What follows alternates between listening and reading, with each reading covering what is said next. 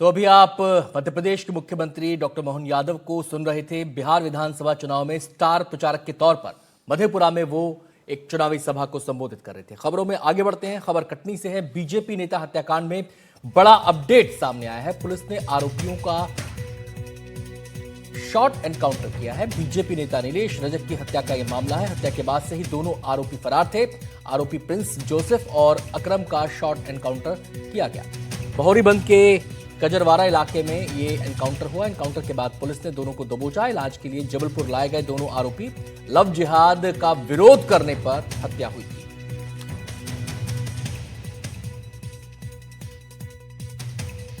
कल कैमूर में हुए हत्याकांड के दोनों आरोपियों को पुलिस ने कजरवारा के पास गिरफ्तार किया गया है और जिसमें गिरफ्तारी के दौरान दोनों आरोपियों के द्वारा फायरिंग की गई, जिसमें जवाबी फायरिंग में पुलिस के द्वारा भी फायरिंग की गई है, जिसमें 4 राउंड फायर किए गए हैं और दोनों आरोपी गंभीर रूप से घायल हैं, जो कि जबलपुर में रेफर किया गया है और जबलपुर में भर्ती है। सीधे हम रुख करेंगे। हमारे संवाददाता संजीव चौधरी हमारे साथ जुड़ गए हैं और जानकारी देने के लिए। संजीव, इन दोनों के बारे में क्या डिटेल्स मिल रही हैं और कैसे पुलिस ने इन्हें दबोचा? अनंत, ये लोग भागने की कोशिश कर रहे थे, तो रात को पुलिस ने जब इनको पकड़ने की कोशिश की तो उसी समय इन्होंने फायर किया। फायर करने के बाद पुलिस ने जब काउंटर फायर किया तो ये दोनों के पैर में गोली लगी है और अभी ये जबलपुर के एक हॉस्पिटल में अपना इलाज करा रहे हैं। और इस समय मैं नीलेश रजक के घर पर हूँ। किसी भी समय, किसी भी क्षण नीलेश की डेड बॉडी यहाँ आ जाएगी। सुबह से आज यहाँ मैं देख रहा हूँ, ये हज़ारों की मात्रा में ये जो नीलेश के प्रशंसक हैं, जो उसके मित्र हैं, रिश्तेदार हैं, वो सब यहाँ पर आकर खड़े हैं और अब अंतिम श्रद्धांजलि देने के लिए इंतज़ार कर रहे हैं।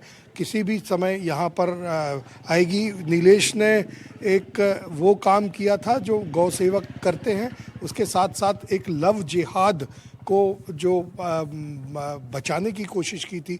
इसके लिए 2 महीने पहले उन्होंने जो विवाद हुआ था उसकी रिपोर्ट भी दर्ज कराई थी। ऐसा बताया जा रहा है कि पुलिस के सामने ही उसने, आरोपी जो है, उसने, अकरम ने सीधे सीधे तौर पर धमकी दी थी कि मैं आपकी हत्या कर दूंगा, बम से उड़ा दूंगा। और उसने करके बताया। बहुत सारे लोग बहुत दुखी हैं और ये चाहते हैं कि कड़ी से कड़ी सज़ा मिले। ये क्या मामला था, किस तरीके से विवाद हुआ था लव जिहाद को लेके? सबसे पहले मैं आपको नीलेश रजक जी के बारे में बता दूं। नीलेश रजक जी भारतीय जनता पार्टी के न सिर्फ एक सच्चे कार्यकर्ता थे, लेकिन सच्चे कार्यकर्ता होने के साथ साथ वो एक बहुत बड़े समाज सेवी थे कैमूर के लिए। प्रत्येक जनमानस के दुख सुख में खड़े होना, यह उनका एक स्वाभाविक, उनके स्वभाव में थी ये चीज़। हल्की सी आई। उसके अलावा सन 2011 से पूर्व में कैमूर नगर में लव जिहाद बहुत ज़्यादा एक्टिव हुआ करता था। सन 2011 से नीलेश रजक जी की सक्रियता बढ़ी बजरंग दल के माध्यम से कैमूर नगर में, और लगातार लव जिहाद के मुद्दों के विरोध में वो अपना कार्य दिन प्रतिदिन करते चले गए।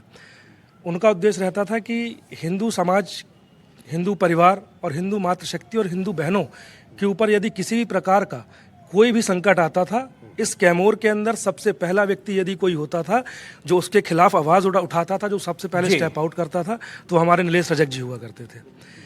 उन सभी बहुत बहुत शुक्रिया 2011 आपका इस पूरी जानकारी के लिए। आसपास काफी लोग हैं वहां पर जो अपनी भावनाएं व्यक्त कर रहे हैं, नीलेश के बारे में बता रहे हैं। फिलहाल दोनों जो आरोपी हैं इस हत्याकांड के, वो पुलिस की गिरफ्त में है। एनकाउंटर के बाद उन्हें पकड़ा गया है।